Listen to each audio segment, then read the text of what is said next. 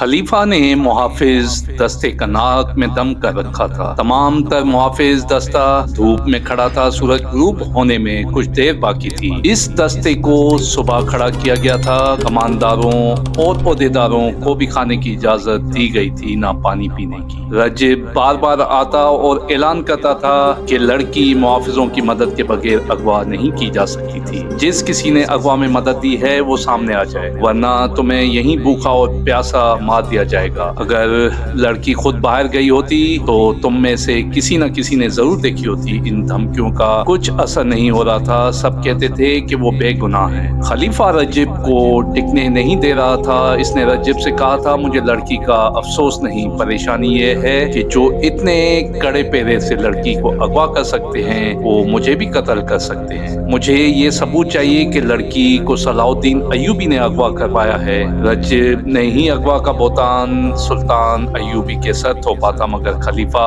उसे कह रहा था कि सबूत लाओ। रजिब सबूत कहाँ से लाता, इसकी जान पर बन गई थी। वो एक बार फिर मुहाफिज दस्ते के सामने गया। गुस्से से वो बावला हुआ जा रहा था। वो कई बार की दी हुई धमकी एक बार फिर देने ही लगा था कि दरवाजे पर खड़े संतरियों ने दरवाजे खोल दिए और ऐलान किया, अमीर मिस्र तशरीफ ला रहे हैं। बड़े दरवाजे में सुल्तान अय्यूबी का घोड़ा दाखिल हुआ। इसके आगे वो मुहाफिज सवारों के घोड़े थे। 8 सवार पीछे थे, एक दाएं और एक बाएं था। इनके पीछे सुल्तान अय्यूबी के हाकिम और मुशीर थे। इनमें अली बिन सफियान भी था। रजिब ने खलीफा को इत्तला दी कि सुल्तान सलाउद्दीन अय्यूबी आया है। सबने देखा कि सुल्तान अय्यूबी के इस जलूस के पीछे 4 पहियों वाली एक गाड़ी थी, जिसके आगे 2 घोड़े जथे हुए थे। गाड़ी पर 2 लाशें पड़ी थी, एक सीधी दूसरी उल्टी। तीर अभी तक लाशों में उतरे हुए थे। इन लाशों के साथ वो 3 शुतर सवार थे जिन्होंने इन हबशियों को मारा था। खलीफा बाहर आ गया। सुल्तान अय्यूबी और इसके तमाम सवार घोड़ों से उतरे। सुल्तान अय्यूबी ने इसी एहतराम से खलीफा को सलाम किया जिस एहतराम का वो हकदार था। झुककर इससे मुसाफा किया और इसका हाथ चूमा। मुझे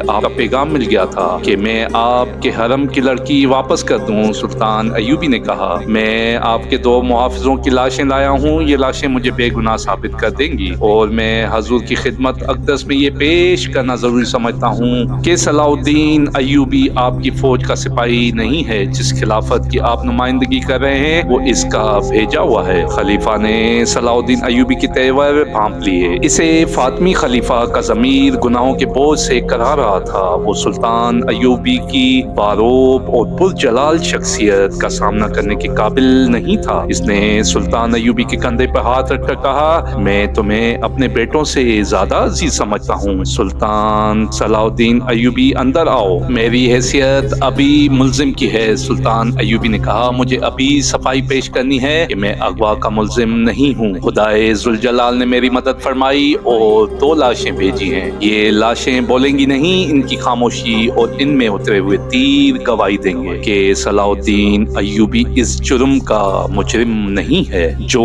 केसर खिलाफत में सदद हुआ। मैं जब तक अपने आप को बेगुनाह साबित ना कर लूं अंदर नहीं जाऊंगा। वो लाशों की तरफ चल पड़ा। खलीफा खुजा हुआ दिल इसके पीछे पीछे गया। थोड़ी दूर 400-450 नफरी का मुहाफिज दस्ता खड़ा था। सुल्तान अय्यूबी ने लाशें उठवाकर इस दस्ते के सामने रख दी और बुलंद आवाज से कहा, 8 सिपाही आगे आओ और लाशों को देखकर बताओ ये कौन है। पहले कमांडर और ओहदेदार आए। उन्होंने लाशें देखकर उनके नाम बताए और कहा, ये हमारे दस्ते के सिपाही थे। इनके बाद 8 सिपाही आए। उन्होंने भी लाशों को देखकर कहा, ये इनके साथी थे। 8 और सिपाही आए। फिर इस तरह 8-8 सिपाही आते रहे और बताते रहे कि लाशें इनके फलां फलां साथियों की हैं। सलाउद्दीन खलीफा ने कहा, मैंने मान लिया कि लाशें केसर खिलाफत के 2 मुहाफिजों की हैं। मैं इससे आगे सुनना चाहता हूँ कि इन्हें किसने हलाक किया। सलाउद्दीन ने इसे गश्ती संतरी से जिसने इन्हें हलाक किया था कहा कि अपना बयान दोहराए। इसने सारा वाकया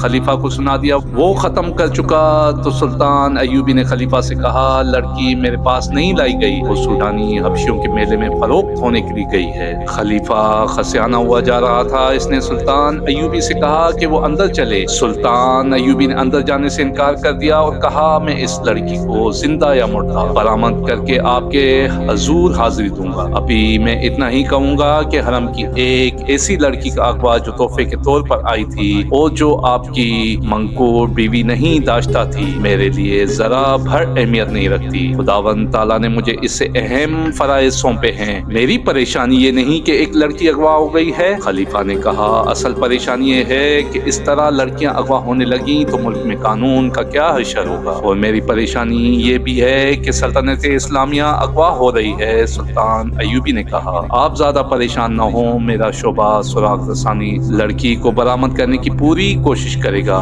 خلیفہ سلطان ایوبی کو ذرا پرے لے گیا اور کہا صلاح الدین میں ایک عرصے سے دیکھ رہا ہوں کہ تم مجھ سے کھچے کھچے رہتے ہو۔ میں نجم الدین ایوب سلطان ایوبی کے والد محترم کا بہت احترام کرتا ہوں، مگر تمہارے دل میں میرے لیے ذرا بھر احترام نہیں، اور مجھے آج بتایا گیا کہ جامع مسجد کے خطیب امیر العلم نے یہ گستاخی کی ہے کہ خطبے سے میرا نام ہٹا دیا۔ مجھے رجب نے بتایا کہ میں اسے اس گستاخی کی سزا دے سکتا ہوں۔ میں تم سے پوچھنا چاہتا ہوں اس نے تمہاری شے پر تو ایسا نہیں کیا؟ میری شے پر نہیں، میرے حکم پر اس نے خلیفہ کا نام خطبے سے حذف کیا۔ سلطان ایوبی نے کہا صرف آپ کا نام نہیں بلکہ ہر اس خلیفہ کا نام خطبے سے ہٹا دیا گیا جو آپ کے بعد آئے گا اور اس کے بعد آئے گا۔ کیا یہ حکم فاطمی خلافت کو کمزور کرنے کے لیے کیا جا رہا ہے؟ خلیفہ نے پوچھا مجھے شک ہے کہ یہاں عباسی خلافت لائی جا رہی ہے۔ حضور بہت بوڑھے ہو گئے ہیں۔ سلطان ایوبی نے کہا قرآن نے شراب کو اس لیے حرام کہا کہ اس سے دماغ معاف ہو جاتا ہے۔ سلطان نے ذرا سوچ کر کہا میں نے فیصلہ کیا ہے کہ کل سے آپ کے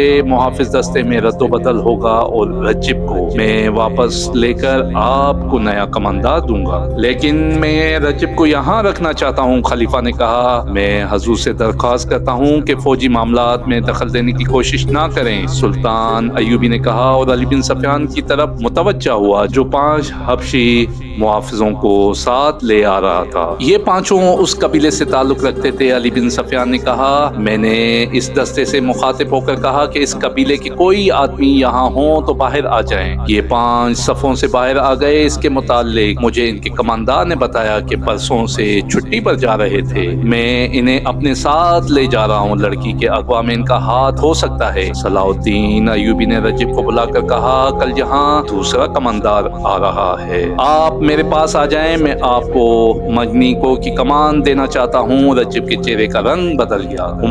حرارہ کو گھوڑے پر ڈالے ہوئے جب 2 حبشی اتنی دور نکل گئے جہاں انہیں تعقب کا خطرہ نہ رہا تو انہوں نے گھوڑے روک لیے۔ لڑکی ایک بار پھر آزاد ہونے کو تڑپنے لگی۔ حبشیوں نے اسے کہا کہ اس کا تڑپنا بیکار ہے، اب اگر اس سے وہ آزاد بھی کر دیں تو وہ اس ریگستان سے زندہ نہیں نکل سکے گی۔ انہوں نے یہ بھی کہا کہ وہ اسے بے آبرو نہیں کرنا چاہتے، اگر ان کی نیت ایسی ہوتی تو وہ اس کے ساتھ ویشیوں جیسا سلوک کر چکے ہوتے۔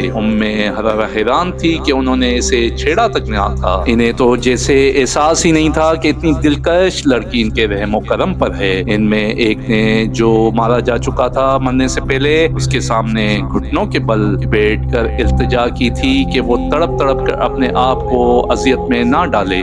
حرارہ نے ان سے پوچھا کہ اسے کہاں لے جایا جا رہا ہے تو اسے جواب دیا گیا وہ اسے آسمان کے دیوتا کی ملکہ بنانے کے لیے لے جا رہے ہیں۔ انہوں نے لڑکی کی آنکھوں پر پٹی باندھ دی اور اٹھا کر گھوڑے پر بٹھا دیا۔ اس نے آزاد ہونے کی پوری کوشش کی لیکن بے سود۔ اس نے دیکھ لیا تھا کہ یہ کوشش بیکار ہے۔ گھوڑے چل پڑے اور حرارہ ایک حبشی کے آگے گھوڑے پر بیٹھی ہچکولے کھاتی رہی۔ ایک بار رک کر اس کے منہ میں پانی ڈالا گیا اور گھوڑے چل پڑے۔ بہت دیر بعد خنکی سے حرارہ نے محسوس کیا کہ رات ہو گئی ہے، گھوڑے رک گئے ہیں۔ اس وقت تک اس نازک لڑکی کا جسم مسلسل گھوڑے سواری سے ٹوٹ چکا تھا۔ دہشت سے اس کا دماغ بیکار ہو گیا تھا۔ اسے گھوڑے رکتے ہی اپنے ارد گرد 3-4 آدمیوں 3 عورتوں کی ملی جلی آوازیں سنائی دینے لگی۔ یہ زبان اس کی سمجھ سے بالاتر تھی۔ یہی حبشی راستے میں اس کے ساتھ عربی زبان میں باتیں کرتے تھے۔ ان کا لہجہ عربی نہیں تھا۔ ابھی اس کی آنکھوں سے پٹی نہیں کھولی گئی تھی،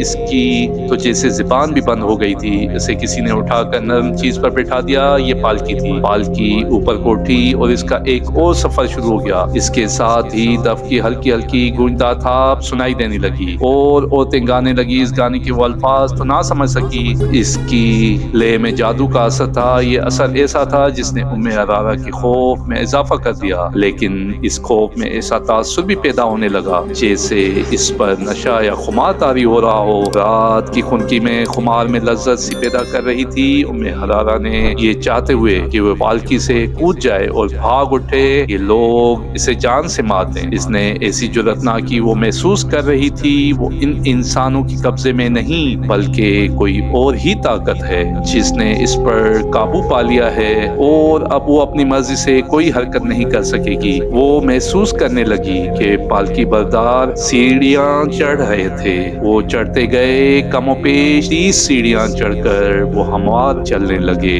اور چند قدم چل کر رک گئے۔ پالکی زمین پر رکھ دی گئی۔ ام حرارہ کی آنکھوں سے پٹی کھول کر کسی نے اس کی آنکھوں پر ہاتھ رکھ لیے۔ تھوڑی دیر بعد ان ہاتھوں کی انگلیاں کھلنے لگی اور لڑکی کو روشنیاں دکھائی دینے لگی۔ آہستہ آہستہ اس کی آنکھوں سے ہٹ گئے۔ وہ ایک ایسی عمارت میں کھڑی تھی جو ہزاروں سال پرانی نظر آتی تھی۔ گول ستون اوپر تک چلے گئے۔ ایک وسیع ہال تھا جس پر فرش روشنیوں میں چمک رہا تھا۔ دیواروں کے ساتھ ڈنڈے لگے ہوئے تھے اور ڈنڈوں کے سروں پر مشعلوں کے شعلے تھے۔ اندر کی فضا میں ایسی خوشبو تھی جس کی مہک اس کے لیے نہیں تھی۔ دف کی ہلکی ہلکی ٹھاپ اور عورتوں کا گیت اسے سنائی دے رہا تھا۔ یہ ٹھاپ اور یہ لے حال میں ایسی گونج پیدا کر رہی تھی جس میں خواب کا تاثر تھا۔ عورتوں کے گیت کی لے بدل گئی، دف کی ٹھاپ میں جوش پیدا ہو گیا۔ پتھر کے منہ کے اندر روشنی ہو گئی۔ لمبے لمبے سفید چگے پہنے دو آدمی جھک کر منہ سے باہر آئے۔ منہ کے آگے 3 سیڑھیاں تھی۔ ان آدمیوں کے رنگ سیاہ اور سروں پر پرندوں کے لمبے لمبے اور رنگا رنگ پر باندھے ہوئے تھے۔ منہ سے باہر آ کر ایک دائیں طرف اور ایک بائیں طرف کھڑا ہو۔ وہ ذرا بوڑھا لگتا تھا۔ اس کا چگا سرخ رنگ کا تھا اور اس کے سر پر تاج تھا۔ ایک سانپ جو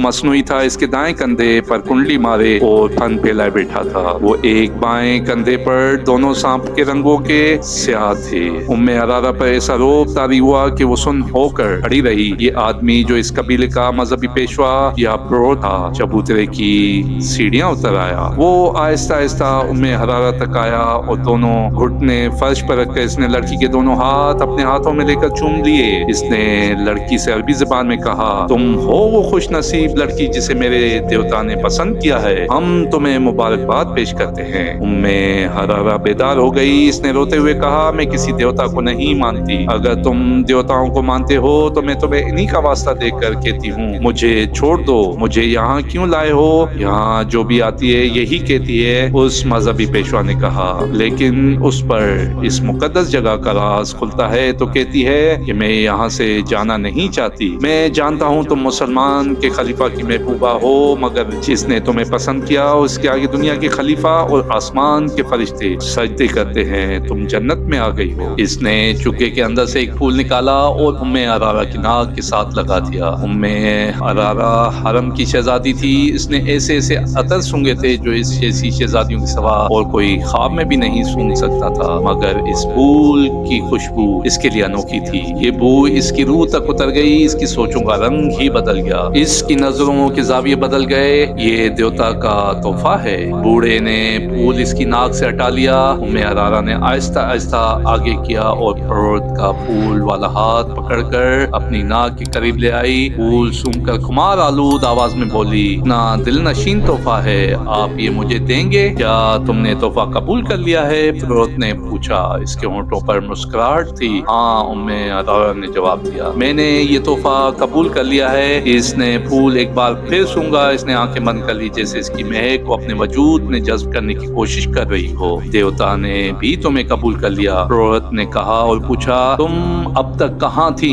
لڑکی سوچ میں پڑ گئی جسے کچھ یاد کرنے کی کوشش کر رہی ہو۔ سر ہلا کر بولی، میں یہی تھی۔ نہیں، میں ایک اور جگہ تھی، مجھے یاد نہیں کہ میں کہاں تھی۔ تمہیں یہاں کون لایا؟ کوئی بھی نہیں، ام حرارہ نے جواب دیا، میں خود آئی ہوں۔ تم گھوڑے پہ نہیں آئی تھی؟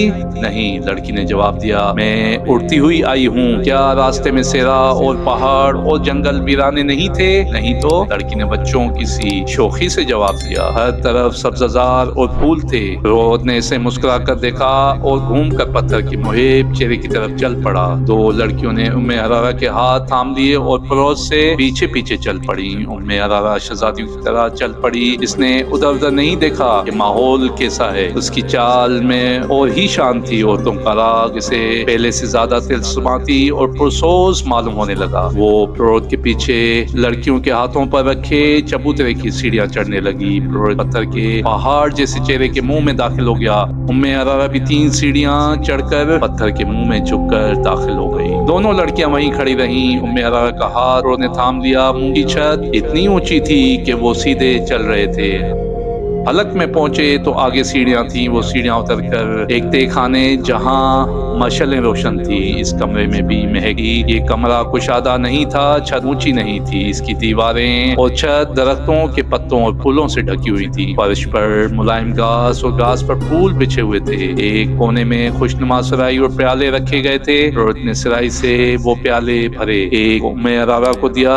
دونوں نے پیالے ہونٹوں سے لگائے اور خالی کر دیے۔ دیوتا کب آئے گا؟ ام عرارہ نے پوچھا۔ تم نے ابھی اسے پہچانا نہیں؟ تمہارے سامنے کون کھڑا ہے؟ ام عرارہ اس کے پاؤں میں بیٹھ گئی اور بولی، ہاں میں نے پہچان لیا۔ تم وہ نہیں جسے میں نے اوپر دیکھا تھا۔ تم نے مجھے قبول کر لیا؟ ہاں، بوڑھے مذہبی پیشوا نے کہا، آج سے تم میری دلہن ہو۔ آپ لوگوں سے درخواست ہے کہ برائے مہربانی ہمارے چینل کو سبسکرائب کریں، ویڈیو کو شیئر کریں۔